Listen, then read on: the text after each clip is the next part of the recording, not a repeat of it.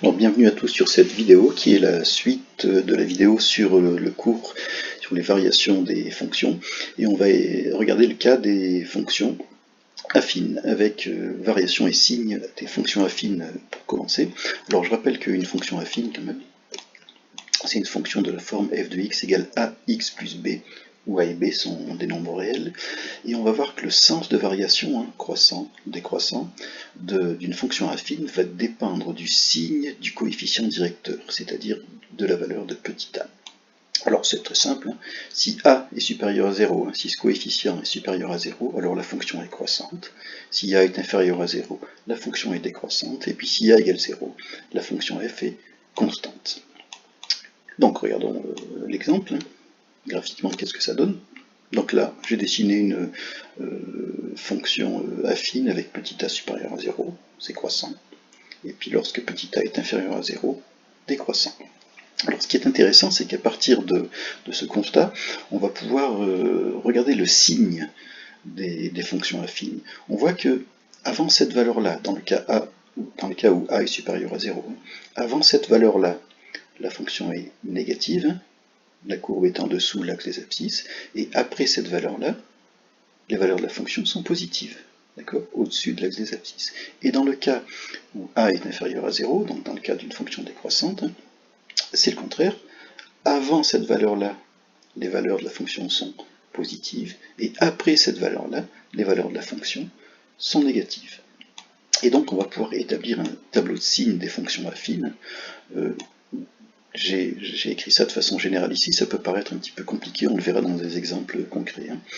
D'abord on remarque que, pour trouver cette valeur-là, que ax plus b est égal à 0 si et seulement si x égale moins b sur a. Ça veut dire que la fonction affine f de x égale à x plus b s'annule pour cette valeur-là, x égale moins b sur a. Cette valeur-là, c'est moins b sur a. Cette valeur-là ici, x égale moins b sur a. Alors comment on obtient ce moins b sur a? On résout l'équation x. On obtient ax égale moins b, et puis x égale moins b sur a, et donc moins b sur a. Et donc si a est supérieur à 0, on est dans ce cas-là, dans ce cas ici, f va être négative sur moins l'infini moins b sur a, et puis positive sur moins b sur a plus l'infini. Et puis dans le cas où a est inférieur à 0, f est décroissante, et f va être positive cette fois-ci sur moins l'infini moins b sur a, et négative sur moins b sur a plus l'infini. Graphiquement, qu'est-ce que ça donne? On voit que dans les deux cas, le signe de la fonction change seulement à moins b sur 1.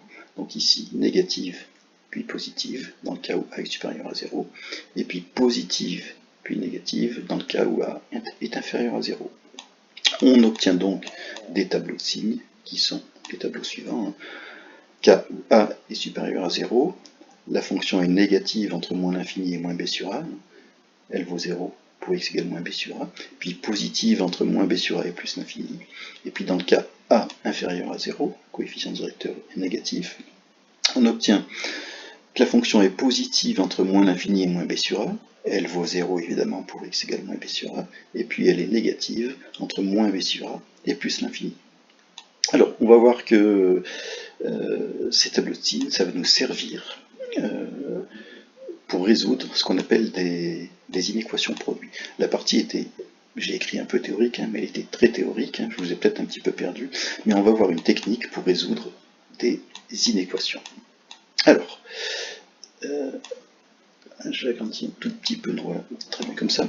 Donc pour résoudre l'inéquation ax plus b facteur de cx plus d inférieur strictement à 0, ça peut être aussi supérieur à 0, ou supérieur ou égal à 0, ou inférieur ou égal à 0, avec a, b, c, d qui sont des réels. Qu'est-ce qu'on va faire? On va étudier dans un tableau le signe de chaque facteur, ax plus b et cx plus d, et le signe du produit en utilisant tout simplement la règle des signes. Alors d'abord, je voudrais rappeler qu'est-ce que ça veut dire que résoudre l'inéquation ax plus b facteur de cx plus d inférieur à 0, c'est qu'il va falloir trouver les valeurs de x pour lesquelles cette expression est négative. Donc prenons un exemple. L'exemple, je dézoome un tout petit peu, non ça ne va pas le faire. L'exemple, c'est notre inéquation, c'est 2x plus 3 facteur de moins 3x plus 4 supérieur ou égal à 0. Donc je rappelle, on cherche les valeurs de x pour lesquels cette expression-là, quand on la calcule, on obtient quelque chose de supérieur ou égal à 0. Alors, comment ça marche? On résout les deux équations, 2x plus 3 égale 0, et puis moins 3x plus 4 égale 0.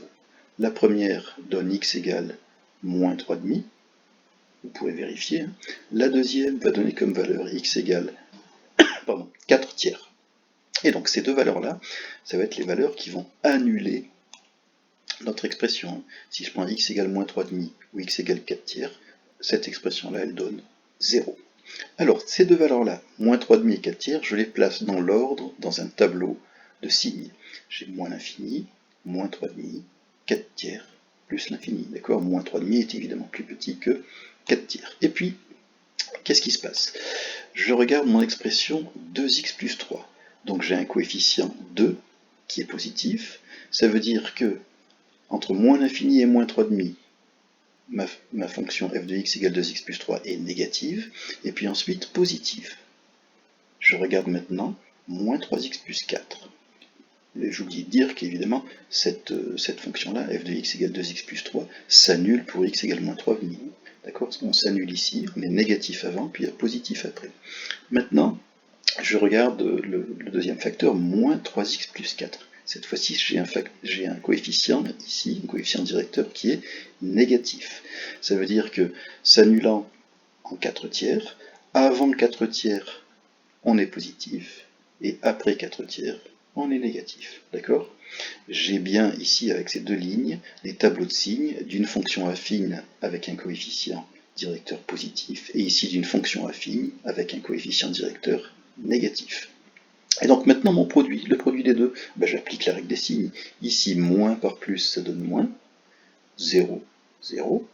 Plus par plus, ça donne plus. 0, 0. Et plus par moins, ça donne moins. Ça veut dire que mon expression, 2x plus 3, facteur de moins 3x plus 4, elle est négative entre moins l'infini et moins 3,5. Elle vaut 0 pour x égale moins 3,5. Elle est positive entre moins 3,5 et 4 tiers. Elle vaut 0 pour x égale 4 tiers. Et enfin, elle est négative entre 4 tiers et plus l'infini. Et donc, l'ensemble des solutions de notre inéquation c'était supérieur ou égal à 0. Supérieur ou égal à 0, donc c'est ici. Notre ensemble de solutions, c'est moins 3,5, 4 tiers. Moins 3,5 et 4 tiers faisant partie des solutions, puisqu'on a une égalité au sens large, supérieur ou égal. Alors, on peut vérifier évidemment ça graphiquement, en dessinant la courbe représentative de la fonction f de x égale 2x plus 3, facteur de moins 3x plus 4, et on s'aperçoit que la fonction est positive, donc au-dessus de l'axe des abscisses, sur l'intervalle moins 1,5, 1,33, ce qui correspond bien à moins 3,5, 4 tiers. Voilà pour la technique complète de résolution d'une inéquation de ce type-là. Alors bien sûr, quelquefois on aura strictement supérieur à 0, inférieur à 0 ou inférieur ou égal à 0. Et puis ici, on aura des facteurs du premier degré qui seront toujours des fonctions affines ou des fonctions linéaires. Là j'en ai mis 2, mais on pourra résoudre des inéquations où il y aura 3 facteurs du premier degré.